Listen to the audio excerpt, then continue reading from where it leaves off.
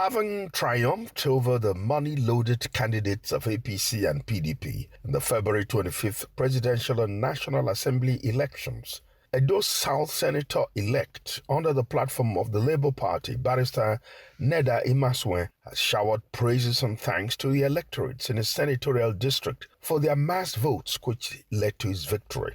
The senator-elect, who was still bubbling in the euphoria of overwhelming victory, promised not to betray the trust and confidence reposed in him by the masses, insisting that he would change the ugly narratives which had bedeviled his people. Give thanks to God and to the good people of Edo South Senatorial District for coming out en masse to vote for myself and all other candidates of the Labour Party. We cannot thank them enough. We are grateful, and I believe that with the confidence that we reposed on all of us, that we will not disappoint you. We will do everything we can to make sure that we change these ugly narratives that have been the lives of Nigerians. Barrister Neda IMASUEN stressed that having been deprived of basic amenities and infrastructural development, Edo South Senatorial District is set to witness a new dawn in all spheres. He, however, begged all obedience to come out en masse to vote all Labour Party candidates in the Edo State House of Assembly elections this Saturday, as Peter Obi-led Labour Party represents the new Nigeria with a brighter future for youths. The analysis I saw on the ground, especially when I went all over the places to campaign and to bring my message to the people, what I hear from them is people who are tired, people who just want change, people who are hungry, people who have been deprived, people with no health care, with no infrastructural development, people that were so tired and afraid of evil of their environment because of the restiveness and because of the herdsmen invasion of their farmlands and homes. And so there was myriad of issues that that the average citizen of Edo South and indeed Nigerians were sick and tired of. And so they needed a change. They needed a new party, a new government that would do well for them, that will help them to address all these issues. So going forward towards the election, I did know that there will be this change. But the avalanche of it, how big it became, is what I didn't expect. But I'm glad that it did, and I'm also using this opportunity to also speak to the electorate that come this coming Saturday, which is the 18th of March, to please go out en masse again and vote for the Labour Party, because it's the party that is here to rescue us from this ugly situation that we seem to find ourselves by the two other large parties. So our party, as you know, is the Papa Mama Pekin, the Labour Party logo. Please go out en masse and vote for Labour Party. The senator-elect debunked the speculations in some quarters that he merely rode on the wings of Peter Obi movement to emerge a winner without much campaign hustings and sufficient publicity across the Edo South Senatorial District. He said that he moved across all the villages in the Benin Kingdom. He also cleared the air that Edo State Labour Party is neither in agreement with the Edo State Governor nor any individual with intention to work for any other party in the House of Assembly elections, saying that Labour Party candidates in the House of Assembly election stand on the platform of the party and are not for PDP or Governor Obaseki as is being rumored. I campaigned through the whole 7 local governments, indeed in most of the villages that my opponents didn't go to at all. So their focus was the big thing, but I was going to talk to to our electorate individually.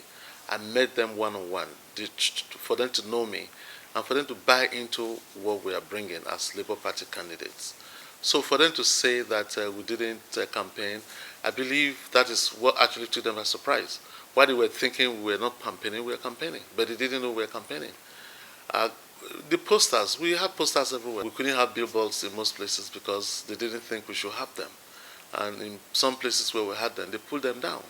So the only option we had was to go take this message to the people individually, and that they couldn't stop. We were doing the door-to-door campaign. We were going from one village to another, one village at a time. I mean, we must begin to face the reality. If you are in a business and your customers have changed their taste, you better change the product that you want to give to them. May I also use this opportunity to also talk to the viewers of what is going on there. There have been so many misinformation out there, especially as it concerns the 18th of March election, which is coming Saturday. It's been out there that Labour Party has no candidates. That is not true. In fact, some have even gone further to say that Labour Party is in an agreement or have signed an agreement with the government or some other entities that Labour Party will now step down to work for Party A or Party B. But I'm saying now categorically that there's no such pact, there's no such agreement between Labour Party and the government or any party for that matter. Labour Party has its candidates. Labour Party is standing by its candidates. Labour Party is campaigning for its candidates. We are a party. We are not an appendage of another party or a government. It's a party duly registered, and we have provided candidates for all the offices from the presidency to Senate to House of Rep and now House of Assembly. So for them to misinform the public, for whatever reason they do so, that Labour Party is not on its own and that Labour Party is an appendage of another party or is an agreement with another party or government, is a falsehood that is spreading. Please disregard such information. Barrister IMASUEN stated that he would bring governance to the doorsteps of the people via regular town hall interactions in order to determine the people's pressing needs and seek ways to addressing them. My message to the people is, again, thank you so very much for giving us this victory. And I'm also saying that we will not disappoint you. We will do things differently. We will interact more. You will not be far from government. We will bring government closer to you. And in every which way we can, we will do it. There are places where insecurity is so much of a problem. There are places where they don't have health care services.